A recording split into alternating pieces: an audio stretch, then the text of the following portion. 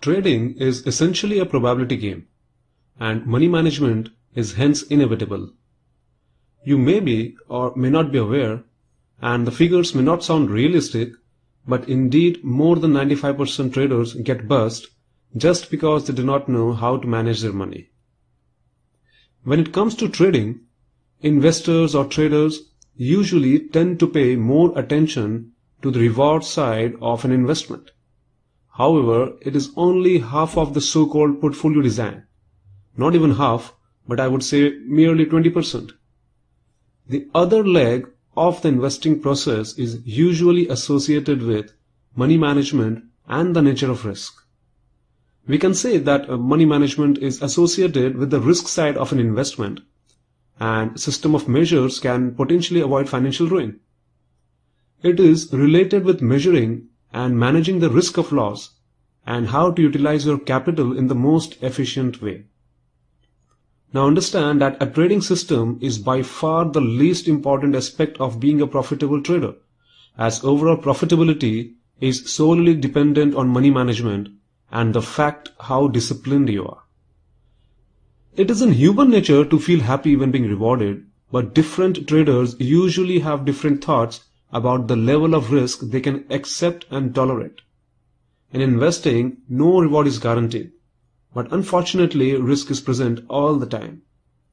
Now this risk is the amount and probability of loss or series of losses which an investor can experience when trading the global markets, and this probability of a loss occurring is as vital as the amount of loss itself. The ideal objective is to have a high reward to risk ratio. Now when designing a strategy, the first move which every trader should make is finding a workable system, one that consistently demonstrates a larger number of profitable trades than losses. Most successful traders will confirm that money management indeed is far more important than the trading system itself. We can say that the object of money management is to maximize the best situations and avoid or diminish those situations which could lead to loss of capital. Now this money management deals with the question of how much risk a decision maker should take in situations where uncertainty is present. This money management plays an important role in every success of a trading system. Now there are two important things to be considered. The first to be considered is risk-reward ratio. This refers to how much you are risking and willing to make on each trade. Let's say for example, a ratio of 1:3 means that for every dollar you are risking in a trade setup, it can potentially reward you with $3.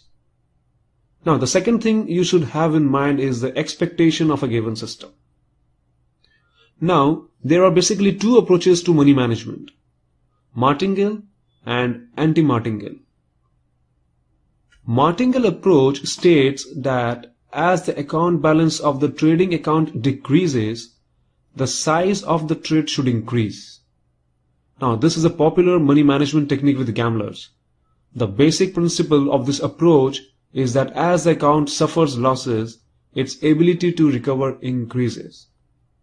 Now take for instance a coin flip.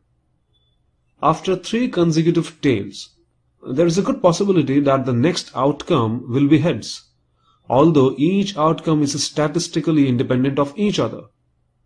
So now, a gambler bets $100 on heads for the next outcome. If it comes out tails, then the next bet would be $200 for heads again. And the gambler continues to double the bet size until the outcome is heads. Now look at this table. See how the bet size keeps doubling for the gambler who is continuously betting for heads, but the outcome is only tails. One of the main drawbacks of this approach is that it does not consider the fact that each try is totally independent from each other. In other words, every try has a 50% probability to come out heads, regardless of how many tails or heads turned before. And money is not infinite. If you are unfortunate enough to have a long losing streak, then it would not be long before your money and your nerve runs out.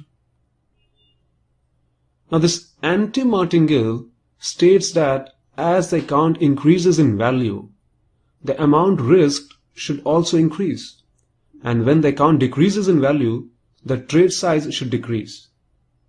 The basic principle of this approach is that it permits the geometric growth of the account during strings of consecutive winning trades, and at the same time, it limits the losses during a drawdown period.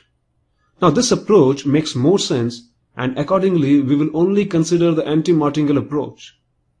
There are several money management techniques that fall into the anti-martingale approach, but we will adopt the fixed fractional approach. And this technique states that a trader should risk a fixed percentage of the trading account on each trade. For instance, a conservative trader could use 1% or even 0.5% of a risk per trade, while traders with a higher risk profile could take that percentage up to 5%. The parameter is also highly dependent on the trade expectancy. Now say a trader is risking fixed percentage of initial balance, say 2%, and given a balance of $50,000, that comes to $1,000. After 10 consecutive losses, the balance will be $40,000. Now, assuming that the strategy has a risk-reward ratio of 1:3, and if the outcome is 10 consecutive wins, then the balance will be $80,000. Now let us take a look at the results from losing and winning streaks from someone risking 2% given this fixed fractional approach. The balance with him after suffering losses will be $40,850 compared to $40,000 earlier, and $89,540 when in profits compared to $80,000. Now this difference is huge, especially when going in the money. And remember, this is only a 10 trade sample. What is interesting about this technique is the boost it has in profits. When no money management is used at all, the account will end up at $80,000. On the other hand, when money management is used, the account ended up at $89,540. Now this is a difference of $9,540 just over 10 trades. Imagine what it can do for you after 100 trades. And that's because of the effect of compounding. Money management technique will certainly put the odds in your favor. All I can hope is to have managed to convince you to adopt a money management technique. Now this good money management requires you as a trader not to risk more than 2% of your total account equity. A larger position can incur unwarranted risk in case of failure, including complete loss of capital. Position sizing is directly related to capital risk and is an important aspect of money management that most traders and investors overlook.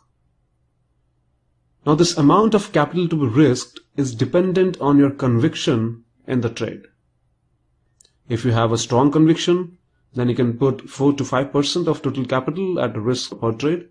If you have an average setup, then you can put 2 to 3% of total capital at risk per trade. And if you have a marginal setup, then you can put 1% of total capital at risk per trade.